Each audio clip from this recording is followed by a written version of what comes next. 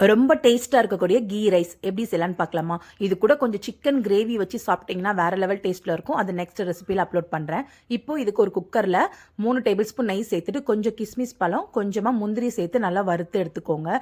இப்போ அதே குக்கரில் கூட கொஞ்சம் நெய்யும் கொஞ்சம் ரீஃபைண்ட் ஆயிலும் சேர்த்துட்டு பெரிய வெங்காயம் 2 பெரிய வெங்காயத்தை நீல வாக்கில் கட் பண்ணி இந்தளவுக்கு கோல்டன் ப்ரௌனில் நல்லா ஃப்ரை பண்ணி எடுத்துக்கோங்க. அது கூட 1 ஸ்பூன் ஜீரகம், பட்டை, கிராம்பு, ஏலக்காய், பிரியாணி இலை, அன்னாச்சி பூலாம் சேர்த்துட்டு 2 பச்சை மிளகாய், ஒரு அரை பெரிய வெங்காயம் சேர்த்து உப்பு சேர்த்து வதக்கிக்கோங்க.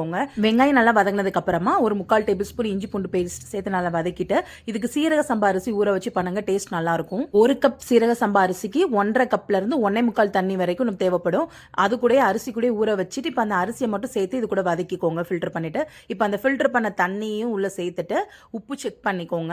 உப்பு எல்லாம் செக் பண்ணிட்டு மூடி போட்டு மூடி வச்சிருங்க. இப்போ ஒரு கொதி வரட்டும். கொதி வந்ததுக்கு அப்புறமா மீடியம் ஃப்ளேம்ல வச்சு மூடி வச்சிருங்க. தண்ணி நல்லா அப்சர்வ் ஆகி வந்துடும். இப்போ நம்ம ஆல்ரெடி ஃப்ரை பண்ணி வச்சிருக்க கிஸ்மிஸ், முந்திரி எல்லாத்தையும் சேர்த்துட்டு ஃப்ரைட் பண்ணி வச்சிருக்க ஆனியன், கொஞ்சமா கொத்தமல்லி இலை, அப்புறம் ஒரு 3ல இருந்து 4 டேபிள் ஸ்பூன் நெய் சேர்த்துக்கோங்க. அப்பதான் ஃப்ளேவர் நல்லா இருக்கும். இப்போ மூடி வச்சு சிம்ல வச்சுட்டு 10 மினிட்ஸ் தம் போட்டு 10 மினிட்ஸ் ரெஸ்ட் விட்டு எடுத்தீங்கன்னா உதிரி உதிரியான கீ ரைஸ் ரெடி ஆயிடுச்சு. ட்ரை பண்ணி பார்த்துட்டு எப்படி இருக்குன்னு சொல்லுங்க. இந்த மாதிரி வீடியோஸ்க்கு நம்ம சேனலை ஃபாலோ பண்ணி வச்சுக்கோங்க.